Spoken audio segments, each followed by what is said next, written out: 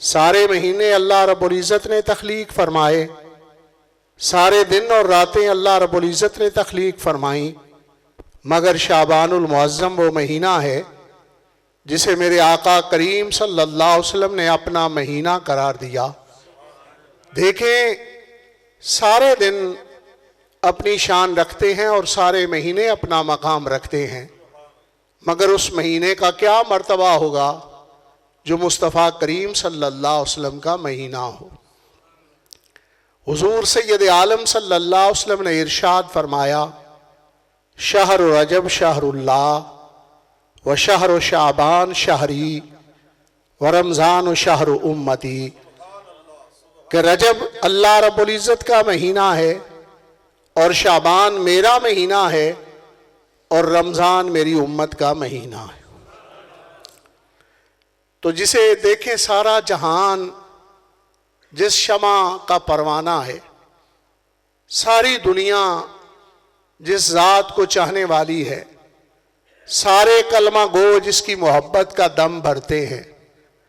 دیکھیں یہ تو کہتے ہیں ہم سارے کہ ہمارے آقا و مولا، ہمارے سردار، ہمارے اللہ کے رسول صلی اللہ علیہ وسلم، ہمارے نبی، مگر جسے مصطفیٰ کریم صلی اللہ علیہ وسلم اپنا کہہ دے وہ کتنی شان والا اور کتنے مقام والا ہوگا۔ معزز حاضرین، تو شعبان وہ مہینہ ہے جسے حضور سید عالم صلی اللہ علیہ وسلم نے اپنا مہینہ قرار دیا، اور یہ بابرکت گھڑیاں جس ماہ اقدس کی گزر رہی ہیں یہ ماہ شعبان المعظم ہے، اور اسے نبی پاک صلی اللہ علیہ وسلم نے اپنا مہینہ قرار دیا۔ حضور سید عالم صلی اللہ علیہ وسلم کے فرمان کے مطابق اس ماہ اقدس میں خیر کی توفیق کو بڑھا دیا جاتا ہے۔ خیر کی توفیق بڑھانے کا مطلب یہ ہے کہ اللہ رب العزت انسانوں کو، مومنین کو نیکی کے کام کرنے کی توفیق عطا فرما دیتا ہے۔ معزز حاضرین، اس ماہ اقدس کے اندر خیر کی توفیق زیادہ دی جاتی ہے، بھلائیوں کی توفیق زیادہ دی جاتی ہے، اور اس ماہ اقدس کی خصوصیات میں سے جس طرح یہ خصوصیت ہے کہ یہ نبی پاک صاحب الاولاق صلی اللہ علیہ وسلم کا مہینہ ہے، وہاں اس ماہ اقدس کو یہ بھی شرف حاصل ہے کہ قرآن مجید کی یہ آیت کریمہ جو ہر خطیب کے خطبے کا حصہ ہوتی ہے، ان اللہ و ملائکتہ یصلون علی النبی یا ایھا الذین آمنوا صلوا علیہ وسلموا تسلیما، یہ سورہ احزاب کا مبارک حصہ بھی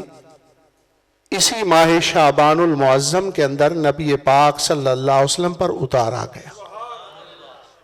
یعنی ایک طرف شعبان مصطفیٰ کریم صلی اللہ علیہ وسلم کا مہینہ ہے،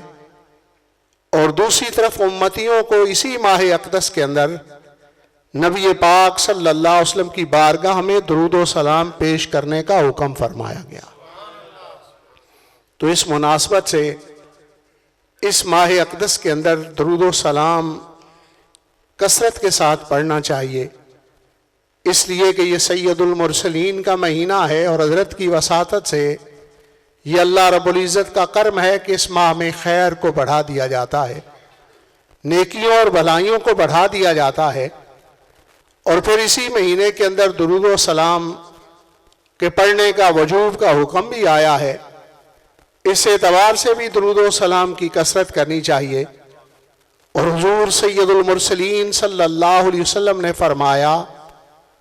کہ جو آدمی اس ماہ اقدس کے اندر مجھ پر 700 مرتبہ درود و سلام پڑھتا ہے، اللہ رب العزت فرشتے پیدا فرماتا ہے، جو فرشتے یہ درود و سلام کا نذرانہ میری بارگاہ میں پیش کرتے ہیں۔ تو جب یہ درود و سلام کا نذرانہ میری بارگاہ میں پیش ہوتا ہے تو حضور سید عالم صلی اللہ علیہ وسلم فرماتے ہیں کہ جب میں خوشی کا اظہار کرتا ہوں تو اللہ رب العزت ان فرشتوں کو یہ حکم فرماتا ہے کہ جس نے 700 مرتبہ درود و سلام کا نذرانہ پیش کیا ہے، تم نے قیامت تک اس کے لیے مغفرت کی دعا کرتے رہنا۔ نعرہ تکبیر، نعرہ رسالت، نعرہ حیدری، نعرہ تحقیق، آستانہ عالیہ بکی شریف۔ حاضرین اب دیکھ لیجئے، ہر آدمی ظاہر انسان ہونے کے ناطے ہم سے غلطی ہو جاتی ہے، خطا ہو جاتی ہے، کوئی جرم ہو جاتا ہے، گناہ ہو جاتا ہے۔ وہ عربی کے اندر مثل مشہور ہے کہ اول الناس اول الناسی، تو ظاہر ہے بھول کسی وقت بھی ممکن ہے، اور انسان اس کی شان یہ ہے کہ جب اس سے غلطی ہو جائے تو وہ اپنے رحمان سے معافی مانگ لیتا ہے۔ وہ فرشتہ ہوتا ہے جس سے کبھی گناہ کا صدور نہیں ہوا، جس سے کبھی غلطی کا ارتکاب نہیں ہوتا، وہ فرشتے کی شان ہے۔ انسان کا مرتبہ یہ ہے کہ جب بھی اس سے غلطی ہو وہ اپنے مالک سے معافی مانگ لے۔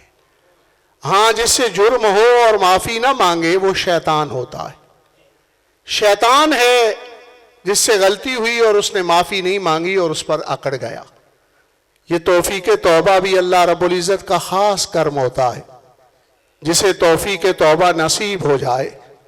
یہ بھی کوئی اکابر کی دعا ہوتی ہے، کوئی والدین کی دعا ہوتی ہے، یا کسی کے دعا کے سبب رب تعالی یہ توفیق توبہ عنایت فرما دیتا ہے۔ ورنہ وہ انسان جو توبہ نہ کر سکے کتنا محروم ہے، جو اللہ رب العزت کی بارگاہ میں معافی نہ مانگ سکے غلطی پر، وہ کس قدر محروم رکھا گیا ہے۔ حاضرین، اور وہ انسان اور وہ مومن کتنا سعادت مند ہے کہ جو اللہ رب العزت کی بارگاہ میں خود تو مانگتا ہی ہوگا بخشش کی دعا، مگر اس کے لیے فرشتے بخشش کی دعا مانگے، اور پھر ایک دن نہیں، 2 دن نہیں، قیامت تک ان کی ڈیوٹی لگ جاتی ہے کہ جس نے نبی پاک صلی اللہ علیہ وسلم کی بارگاہ میں ماہ شعبان المعظم میں 700 مرتبہ درود و سلام کا نذرانہ پیش کیا، تم نے اس کے لیے دعائے بخشش کرتے رہنا ہے۔ دیکھیں، صالحین کی دعا ان دعاؤں میں شامل ہونا چاہیے، نیک وقاروں کی دعاؤں میں شامل ہونا چاہیے، جن کی دعائیں اللہ رب العزت کی بارگاہ میں رد نہیں ہوتی، ان دعاؤں کے اندر شامل ہونے کی کوشش کرنی چاہیے۔ دیکھیں، ہم حضور سید المرسلین صلی اللہ علیہ وسلم کی بارگاہ میں اپنے لیے جا کے یہ عرض تو شاید ہر ایک نہ کر سکے کہ حضور میرے لیے بخشش کی دعا فرمائے، اس لیے کہ جو ظاہری حیات میں حاضر ہوتے تھے وہ تو بڑے نصیب و مقدر والے، ہاں جنہیں روزہ شریف پر بھی حاضری نصیب ہو جائے وہ بھی بڑی شان والے، مگر کتنے مومن ہیں جن کی آنکھیں ترستی رہتی ہیں کہ گنبد خضرا کا نظارہ ہو جائے، کتنے اہل ایمان ہیں جو اپنے دلوں میں چاہت لے کے قبروں میں چلے جاتے ہیں، تو نبی پاک صلی اللہ علیہ وسلم سے بخشش کی دعا جا کے نہیں کروا سکتے، روزہ اطہر پر حاضر نہیں ہو سکتے، مگر اس کا ذریعہ تو ہے کہ جس عمل کے سبب سے حضور بخشش کی دعا مانگیں وہ عمل کر لیا کرو۔ جس طرح پہلے میں نے عرض کیا ہے کہ جو درود و سلام کا نذرانہ 700 مرتبہ ماہ شعبان میں آقا کریم صلی اللہ علیہ وسلم کی بارگاہ میں پیش کر لے، قیامت تک فرشتے اس کے لیے دعا کرتے رہتے ہیں۔ اسی طرح کچھ دعائیں حضور سید المرسلین صلی اللہ علیہ وسلم نے معین نہیں فرمائیں، بلکہ ایک جماعت کے لیے فرمائیں، ایک نیکی کا کام کرنے والے کے لیے فرمائیں۔ حضور سید المرسلین صلی اللہ علیہ وسلم نے فرمایا، اللہم ارشد الائمۃ واغفر المؤذنین، یا الہ العالمین میری امت کے اماموں کو ہدایت عطا فرما اور میری آذان دینے والوں کی بخشش فرما۔ تو اب دیکھیں، ہم جا کے تو بخشش کی دعا نہیں کرا سکے، مگر اگر آذان اس نیت سے سیکھ لیں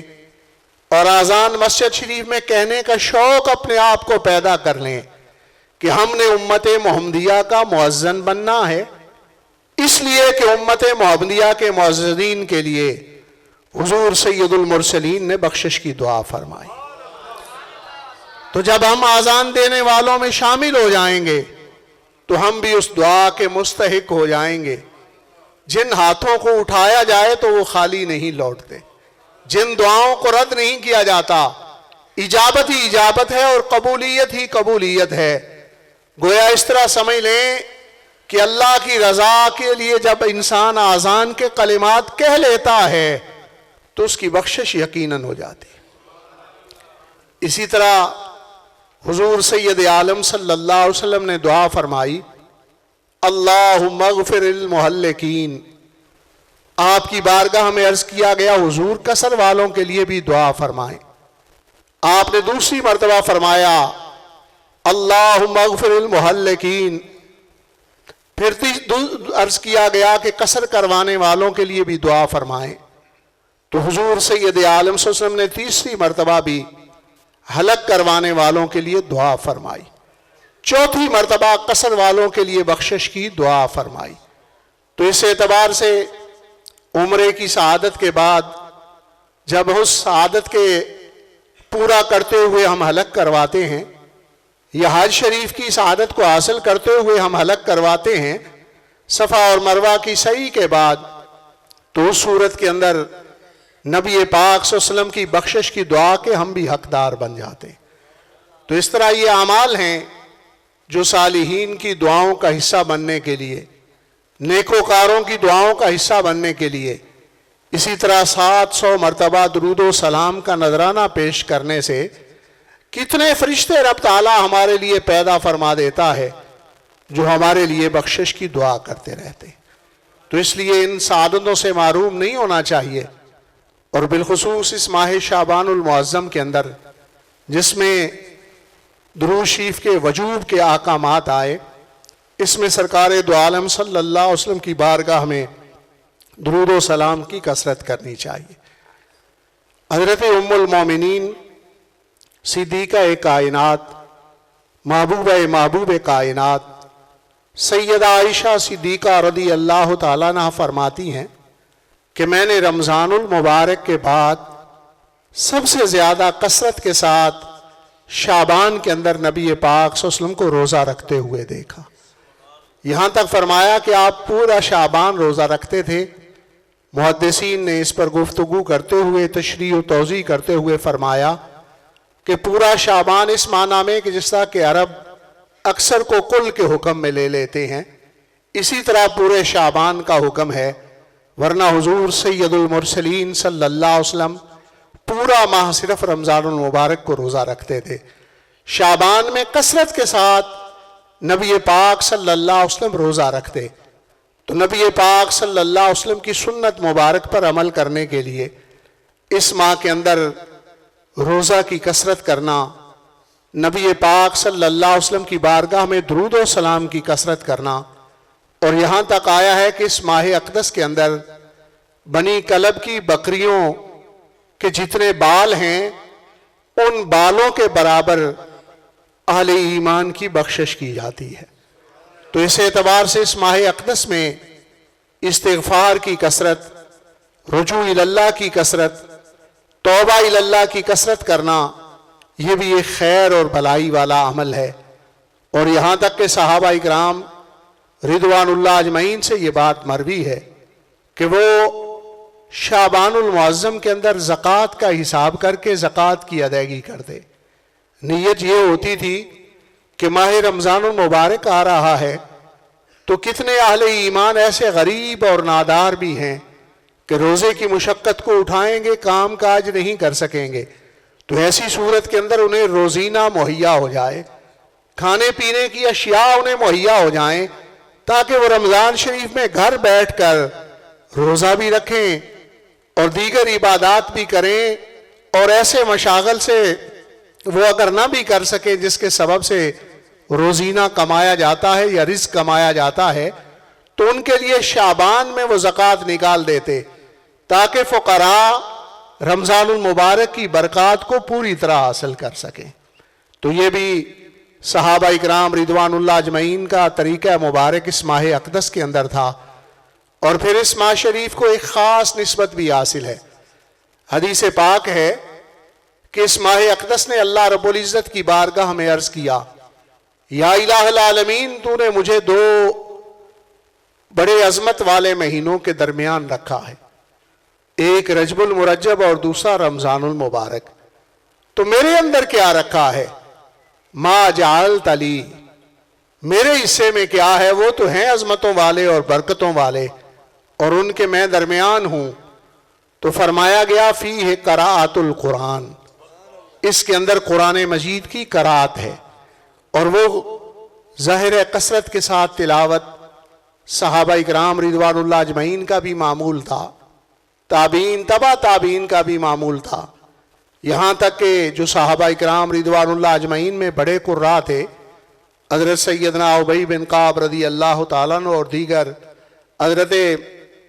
زید بن ثابت رضی اللہ تعالیٰ عنہ، حضرت مقداد رضی اللہ تعالیٰ عنہ، ان کے بارے میں آیا ہے کہ وہ سارے دنیاوی مشاغل کو چھوڑ کر ماہ شعبان کے اندر قرآن مجید کی تلاوت کثرت سے کرتے تھے، اور کثرت کے ساتھ قرآن مجید کی تلاوت کا اہتمام کرتے تھے. اب بھی امت محمدیہ کے قراء اور حفاظ اسی سعادت سے شعبان المعظم کے اندر دور کرتے ہیں، اپنی منزلیں یاد کرتے ہیں. اس کو قراءت قرآن کا مہینہ اللہ رب العزت نے قرار دیا، تو کثرت کے ساتھ قرآن مجید کی تلاوت اس ماہ اقدس میں کرنا، کیونکہ اس کے اندر قراءت قرآن کو رکھا گیا ہے،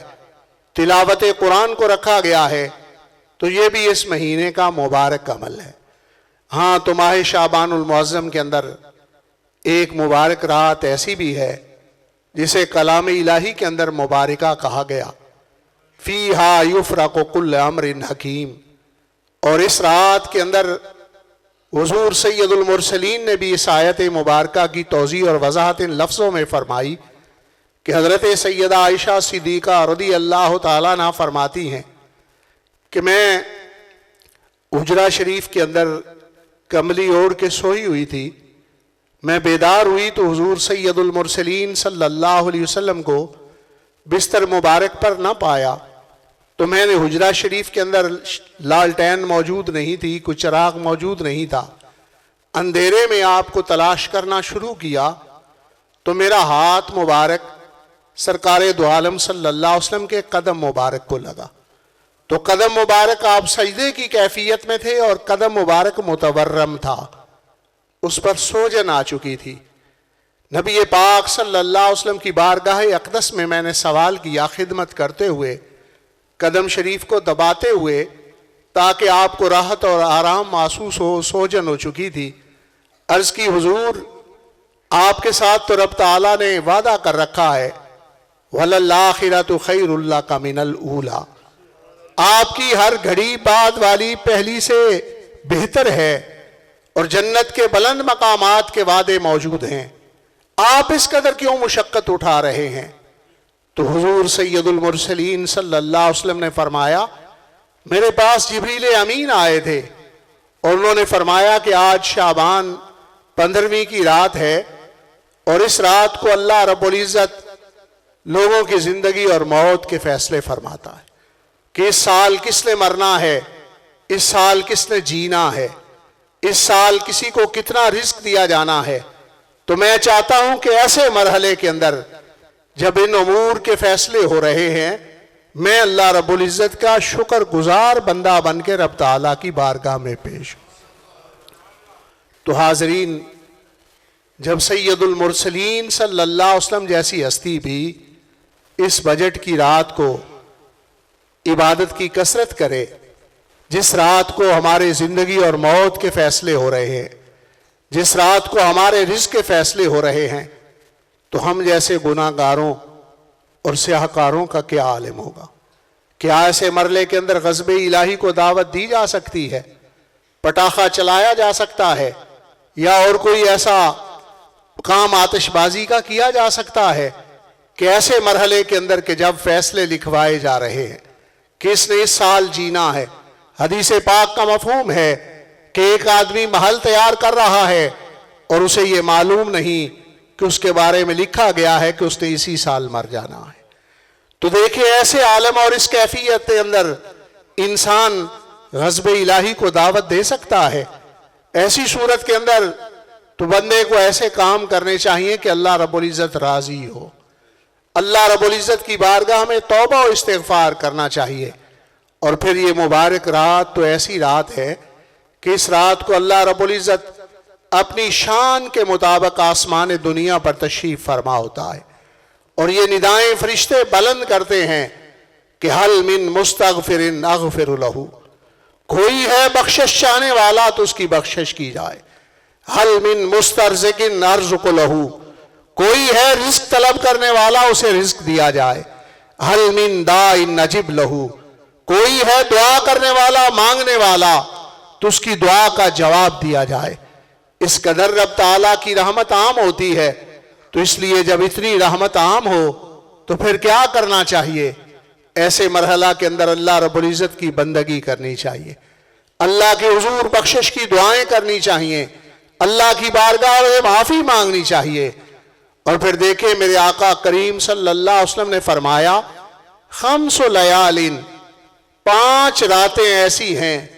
جن راتوں کے اندر رب تعالیٰ دعا کو رد نہیں فرماتا۔ حضور سید عالم صلی اللہ علیہ وسلم نے فرمایا، لیلۃ الجمعہ، جمعرات اور جمعے کی درمیانی رات کو رب تعالیٰ دعا کو رد نہیں فرماتا۔ نبی پاک صاحب الاولاق صلی اللہ علیہ وسلم نے فرمایا، اول من شہر رجب، رجب المرجب کی جو پہلی رات ہوتی ہے اس رات کو رب تعالیٰ دعا کو رد نہیں فرماتا۔ نبی پاک صاحب الاولاق صلی اللہ علیہ وسلم نے فرمایا کہ نصف من شعبان، لیلۃ من نصف شعبان، کہ شعبان آدھے کی جو رات ہے یعنی 14ویں اور 15ویں کی رات کو، اس رات کو رب تعالیٰ دعا کو رد نہیں فرماتا۔ آپ نے فرمایا لیلۃ العیدین، عید الفطر اور عید الضحیٰ کی رات، ان دونوں راتوں کو بھی رب تعالیٰ دعا کو رد نہیں فرماتا۔ چاند رات سے جسے ہم تعبیر کرتے ہیں، اس رات کو بھی دعا رب تعالیٰ رد نہیں فرماتا۔ اور لیلۃ الضحیٰ سے مراد یعنی 9ویں اور 10ویں ذی الحجہ کی جو درمیانی رات ہے، اس رات کو بھی رب تعالیٰ دعا کو رد نہیں فرماتا۔ تو جس گھڑی کے اندر اس قدر دعاؤں کی اجابت کا معاملہ ہے تو بندے کو غفلت میں نہیں وہ رات گزارنی چاہیے، بے دہانی اور بے توجہی میں نہیں گزارنی چاہیے۔ ہاں سب کچھ مانگنا چاہیے جو دنیا کے لیے اور آخرت کے لیے بہتر ہے، مگر ان دعاؤں میں یہ دعا کہ مالک میری توبہ کو قبول فرما لے، میری بخشش فرما دے، اس لیے کہ انسان یقیناً خطا کا پتلا ہے، اسے کبھی بھی غلطی ہو جاتی ہے۔ تو اس لیے جب دعاؤں کی اجابت ہو رہی ہے تو ان دعاؤں کے اندر یہ دعا ضرور شامل ہونی چاہیے کہ رب تعالیٰ میری بخشش فرما دے، میری توبہ کو قبول فرما لے، آئندہ کے لیے مجھے توفیق خیر عطا فرما دے۔ معزز سامعین، تو اس اعتبار سے پھر آپ ماہ شعبان المعظم کا اگر اختصار کے ساتھ محاکمہ کریں کہ اس میں کیا کرنا چاہیے، نبی پاک صلی اللہ علیہ وسلم کی بارگاہ میں درود و سلام پڑھنا چاہیے، توبہ و استغفار کرنی چاہیے، روزہ نبی پاک صلی اللہ علیہ وسلم نے اس ماہ اقدس کے اندر رکھا تو روزے کی کثرت کرنی چاہیے، تلاوت قرآن کی کثرت کرنی چاہیے، اور اپنی دعاؤں کو رب تعالیٰ کی بارگاہ میں پیش کرنا چاہیے۔ حکیم الامت مفتی احمد یار خان نعیمی رحمہ اللہ نے شب برات کی رات کے حوالہ سے فرمایا کہ اسے 3 حصوں میں تقسیم کریں۔ پہلا حصہ توبہ و استغفار میں گزاریں، دوسرا حصہ درود و سلام کی کیفیت میں گزاریں، اور تیسرا حصہ قیام اور رکوع و سجود کی کیفیت میں گزاریں۔ تو اس اعتبار سے کہ ان اعمال کا اس ماہ اقدس کے ساتھ اور اس رات کے ساتھ خاص تعلق ہے، تو اسی اعتبار سے یہ کرنا چاہیے۔ اور صوفیاء کرام اور اہل اللہ نے بڑی خوبصورت بات فرمائی ہے۔ حضرت پیران پیر محی الملت والدین شاہ جیلاں حضرت سیدنا شیخ عبد القادر جیلانی رحمہ اللہ 11ویں شریف والے پیر روشن ضمیر ارشاد فرماتے ہیں، آپ نے غنیت الطالبین کے اندر یہ بات لکھی کہ حضرت سیدنا سفیان ثوری رحمہ اللہ ارشاد فرمایا کرتے تھے کہ رجب کا مہینہ شہر الزرع اور شعبان شہر السقی اور رمضان شہر الحصد ہے۔ آپ فرماتے ہیں کہ رجب جو ہے وہ فصل بونے کا مہینہ ہے، شعبان فصل کو سینچنے کا مہینہ ہے، پانی دینے کا مہینہ ہے، اور رمضان المبارک کھیتی کے کاٹنے کا مہینہ۔ حضرت سیدنا سفیان ثوری رحمہ اللہ فرماتے ہیں کھیتی وہ کاٹے گا جو بیج بوئے گا، اور جو بیج ہی نہیں بوئے گا وہ کھیتی کاٹنے کے وقت شرمندگی اٹھائے گا۔ نعرہ تکبیر،